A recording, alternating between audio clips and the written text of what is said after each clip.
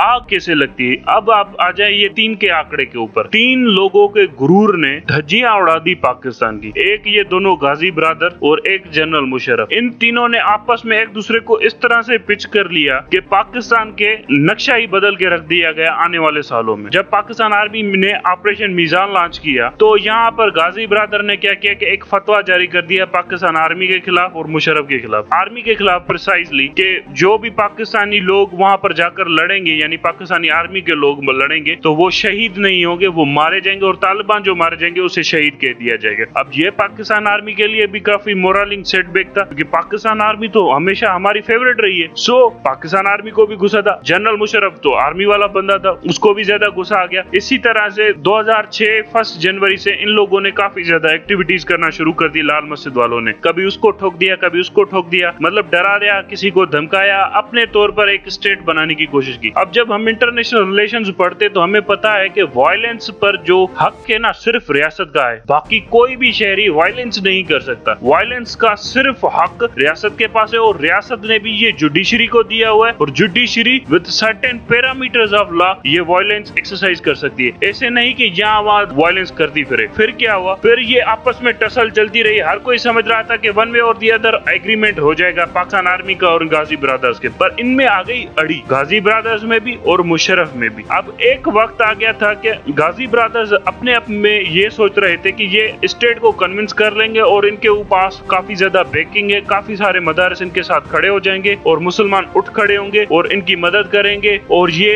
रियासत को बजोर ताकत मनवा कर ही छोड़ेंगे कि रियासत अपने आप को अमेरिका से अलग कर ले। उस तरफ मुशर्रफ को अमेरिका का प्रेशर था और बहुत सारी एनजीओ थी पाकिस्तान की, और खास तौर पे आपके हामिद मीर का भी प्रेशर था कि ये देखो लोग क्या कर रहे हैं। सो एक टसल और गर्मा गर्मी चलती रही। असल मसला तब हुआ जब इन्होंने जाकर पुलिस के ऊपर हमला बोल दिया 2007 3 जुलाई। उसके बाद काफी ज्यादा टसल शुरू हो गई, और उसके बाद स्टेट ने कहा कि अब ऐसी की तैसी। 3 जुलाई 2007 से पहले इन्होंने पुलिस के ऊपर और रेंजर्स के ऊपर फायर खोल दिए थे, जिससे ये तासुर गया दुनिया में कि पाकिस्तान एक वीक स्टेट है। अब पाकिस्तान को अपनी इमेज बहाल करनी थी ग्लोबली। अब यहाँ पर एक थोड़ी सी पॉइंट बताता चलूं, दुनिया के बेशतर मुमालिक में भी इसी तरह के फंडामेंटलिस्ट रहते हैं। अमेरिका के अंदर भी है। डोनाल्ड ट्रंप कौन सा लिबरल है। आप ऑस्ट्रेलिया में चले जाएं, उसने जो ऑस्ट्रेलिया से बंदा गया है और न्यूजीलैंड में जो दहशतगर्दी की है, वहां पर भी लेफ्ट विंग के लोग हैं। हिंदुस्तान तो भरा हुआ ही राइट विंग के लोगों से है। रेडिकल्स, एक्सट्रीमिज्म हर सोसाइटी में एग्जिस्ट करते हैं। सिंगल आउट सिर्फ पाकिस्तान को किया जाता है, और दुनिया की मुमालिक उस तरह से अपने राइट विंग पर क्रैकडाउन भी नहीं करती जिस तरह से पाकिस्तान ने अपने राइट विंग पर क्रैकडाउन किया है। इंडिया देख लें, कभी उसने अपने राइट विंग पर क्रैकडाउन किया है? कभी भी नहीं किया। बीजेपी, आरएसएस, जितने भी इनके दहशतगर्द बने हुए हैं, कभी इन पर क्रैकडाउन किया है? नहीं किया। बाल ठाकरे की पार्टी देख ले, उन पर नहीं क्रैकडाउन किया।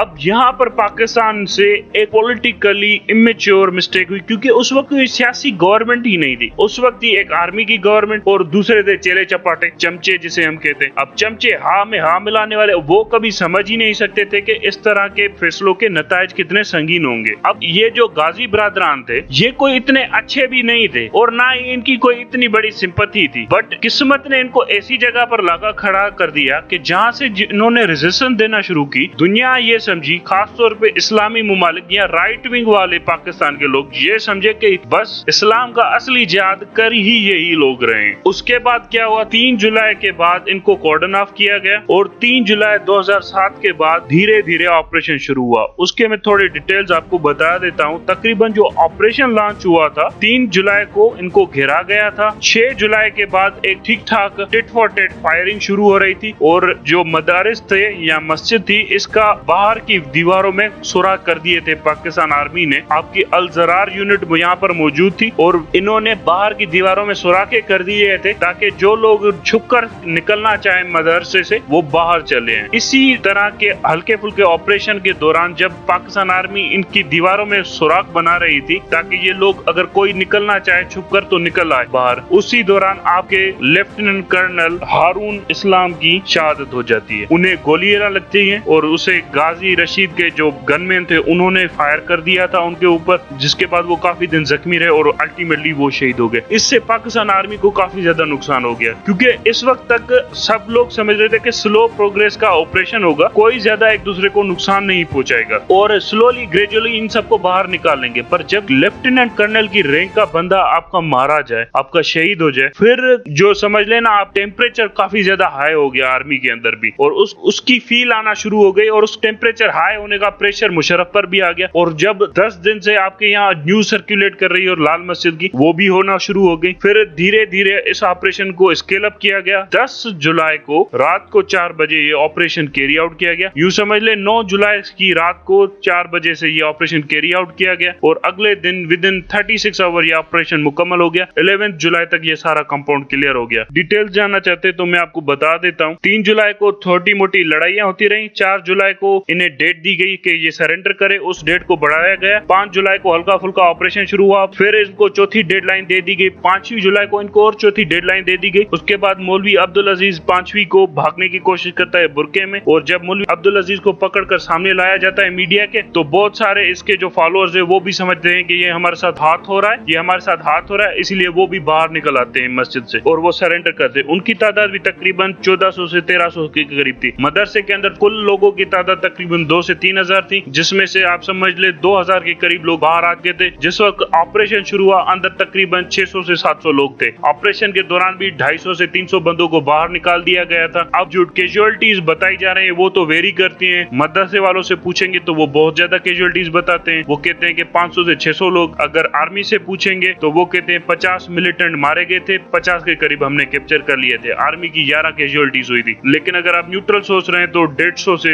200 के दरमियान ही कैजुअलिटीज हुई होंगी। 7 जुलाई इवनिंग को पाकिस्तान आर्मी ने इनके कंपाउंड वॉल की चारों तरफ की दीवारें ब्लास्ट कर दी थी, जिसमें से दीवारों के अंदर होल हो गए थे। अगर कोई एस्केप करना चाहे तो कर ले। जो फुल स्केल ऑपरेशन हुआ था लॉन्च, वो हुआ था 10 जुलाई को। 8-9 को पाकिस्तान आर्मी रेकी करती रही और मैप बनाती रही प्लेन के। 3 तरफ से हमला कर दिया गया था 10 जुलाई को, और उसमें भी 100 मिलिटेंट मारे गए और 300 से 400 लोगों को बचा लिया गया था वहां पर। अब जो सबसे ज्यादा पाकिस्तान आर्मी को नुकसान उठाना पड़ा था इस ऑपरेशन में, वो जामिया हफ्जा, वो जो इसके साथ मदरसा लगता है वहां पर, क्योंकि उसके अंदर जो थे ना नेरो लेब्रिंथ के थे ना, यहाँ वहाँ कमरे, दाएं बाएं कमरे, दाएं बाएं कमरे, और वहां पर पता नहीं चल रहा था कि कौन मिलिटेंट है, कौन मिलिटेंट नहीं है, कौन बुरके में है, कौन नहीं है। और पाकिस्तान आर्मी को यहाँ पर जो सबसे ज्यादा नुकसान उठाना पड़ा था वो ग्रेनेड से था, शार्पनर ग्रेनेड्स। वो ग्रेनेड्स फेंक देते थे, पाकिस्तान आर्मी के करीब आकर फटते थे, और जिसकी वजह से सोल्जर्स को काफी ज्यादा नुकसान होता था। इसमें अल-जरार SSG वाले हिस्से ले रहे थे, और 30 के करीब अल-जरार वालों को काफी ज्यादा जख्म हुआ था, और 11 के करीब